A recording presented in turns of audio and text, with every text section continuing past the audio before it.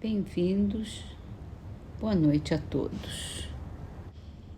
Começamos nossos estudos de hoje com o livro Mantras de Vida, de Loester, um livro psicografado por João Nunes Maia. Primeiro nós lemos todos os mantras um por um, dia a dia. Agora nós estamos lendo por capítulo. E esse é o capítulo 34. Tenho uma serenidade progressiva. Cada dia que passa, sinto-me mais feliz. Tudo que como ou bebo me servirá de remédio e alimento. Combino as minhas forças com a de Deus e venço todos os problemas com amor, sem deixar faltar a alegria em todos os momentos da vida. Quando sou chamado pelo dever, não meço sacrifício. O entrave que encontro gera entusiasmo em mim. Faço tudo pela minha família, entretanto não me esqueço da família universal.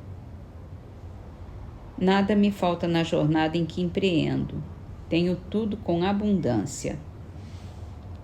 Quando vejo as estrelas, cresce em mim a grandeza de Deus. E o amor por ele gera no meu coração uma esperança indizível. Quando vou ao encontro do mar, beijo suas águas por gratidão ao Senhor, por ter me servido de berço há milênios de anos. Quando respiro o ar, alegro-me pela bondade do Criador, por dar gratuitamente esse sinal de vida a todas as criaturas. Ao sentir o fogo é que dou valor ao aquecimento pelo sol, que nos sustenta em nome do grande arquiteto. Sou feliz porque conheço a felicidade na vida que levo, com felicidade de viver. O meu olhar é sempre sereno e a minha afeição sempre alegre.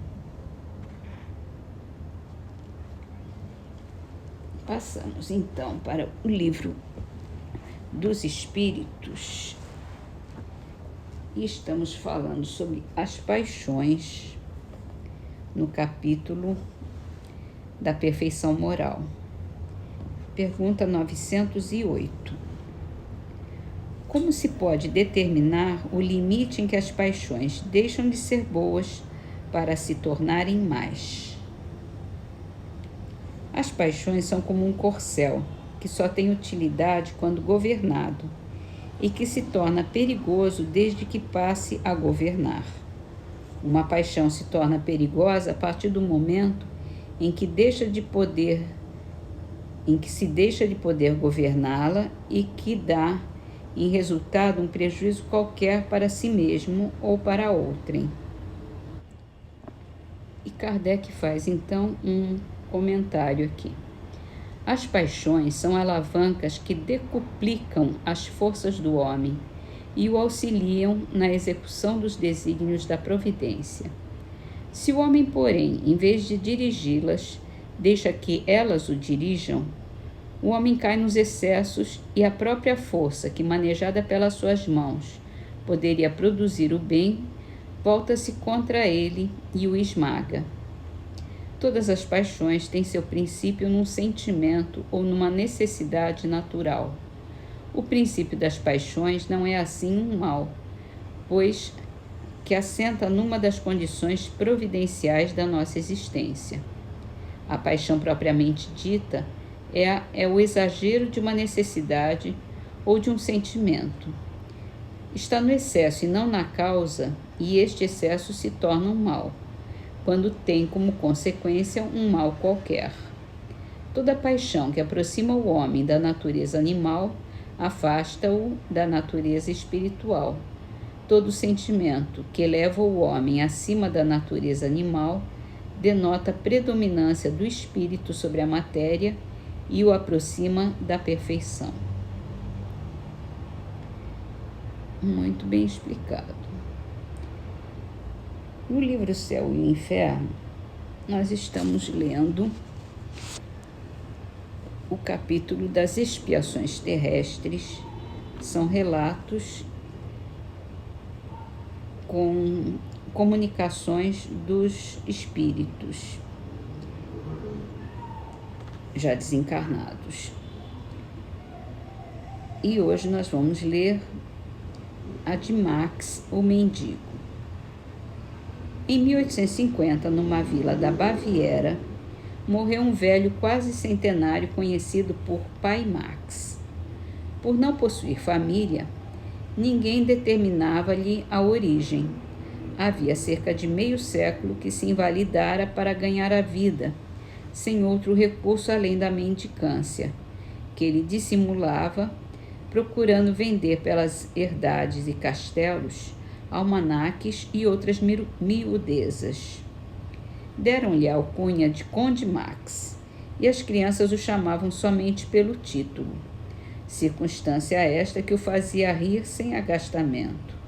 Por que esse título? Ninguém sabia dizê-lo.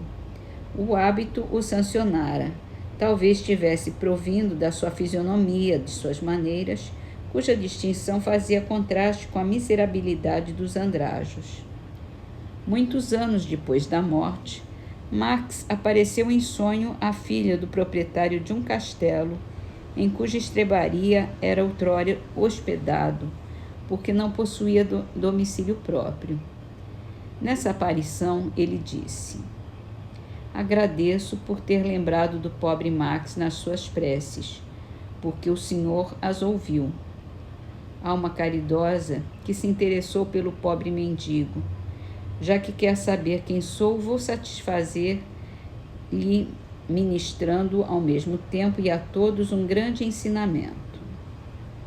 Há cerca de 1 século e meio, eu era um dos ricos e poderosos senhores desta região, porém orgulhoso da minha nobreza. A fortuna imensa, além de só me servir aos prazeres, mal chegava para o jogo, para o deboche, para as orgias, que eram a minha única preocupação na vida. Quanto aos vassalos, porque os julgasse animais de trabalho, destinados a servir-me, eram espezinhados e oprimidos para proverem as minhas dissipações.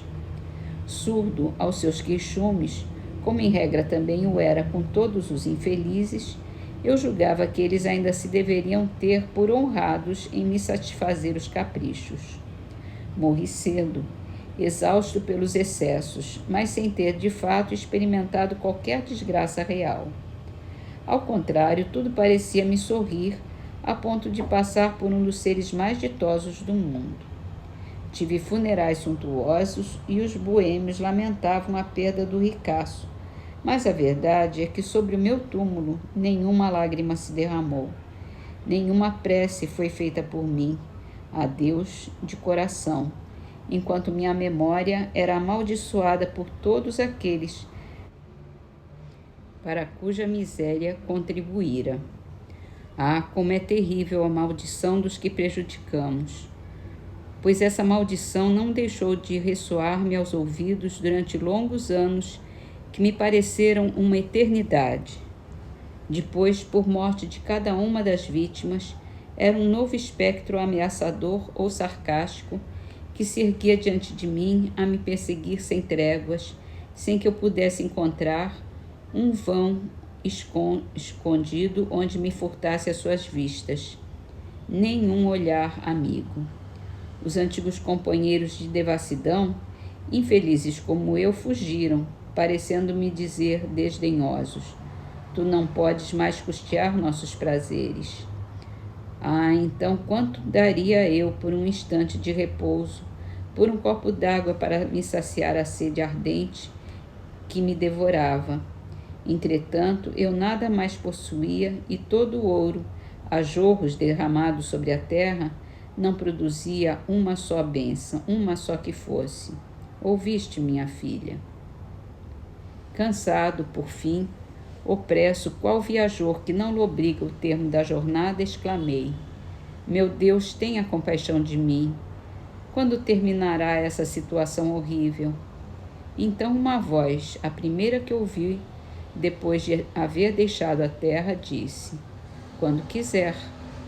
Que será preciso fazer, grande Deus? Repliquei. Diga-o, que a tudo me sujeitarei.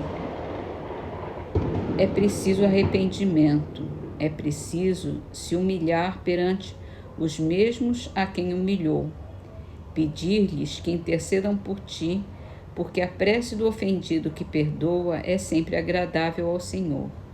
E eu me humilhei. E eu pedi aos meus vassalos e servidores que ali estavam diante de mim, e cujos semblantes, pouco a pouco mais benévolos, acabaram por desaparecer. Isso foi para mim como uma nova vida. O desespero dava lugar à esperança, enquanto eu agradecia a Deus com todas as forças de minha alma. A voz acrescentou: príncipe, ao que respondi: não há aqui outro príncipe senão Deus, o Deus onipotente que humilha os soberbos. Perdoa-me, Senhor, porque pequei, e se tal for da sua vontade, faça-me servo dos meus servos. Alguns anos depois, reencarnei numa família de burgueses pobres. Ainda criança, perdi meus pais e fiquei só no mundo, desamparado. Ganhei a vida como pude, ora como operário, ora como trabalhador de campo, mas sempre honestamente, porque já acreditava em Deus. Mas aos 40 anos fiquei totalmente paralítico, sendo-me preciso daí por diante mendigar por mais de 50 anos por essas mesmas terras de que fora o absoluto Senhor. Nas herdades que me haviam pertencido, recebi uma migalha de pão, feliz quando por abrigo me davam o teto de uma estrebaria. Ainda por uma acerba ironia do destino, apelidaram-me Senhor Conde. Durante o sono aprazia-me percorrer esse mesmo castelo, onde reinei despoticamente, revendo-me no fausto da minha antiga fortuna. Ao despertar, sentia de tais visões uma impressão de amargura e tristeza, mas nunca uma só queixa me escapou dos lábios.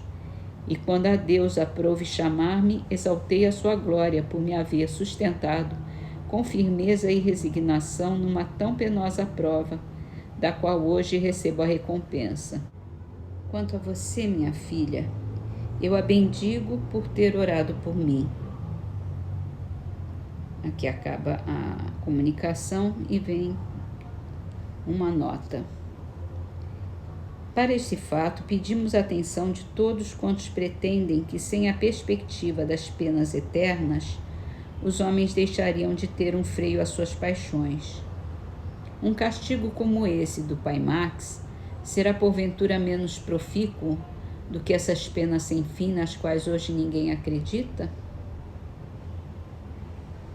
E assim termina essa história. Vamos então terminar com as trovas do livro Trovas do Outro Mundo, de Teotônio Freire, Pontos da Vida. Escada de humana estima, ilusão e cambalacho. Há quem desce e vai acima, há quem sobe e vem abaixo. Somente Deus vê a fundo entre as surpresas da estrada o pranto que invade o mundo em forma de gargalhada. Coração de cada um, terreno que Deus cultiva. A dor, enxada comum. Lição, a semente viva.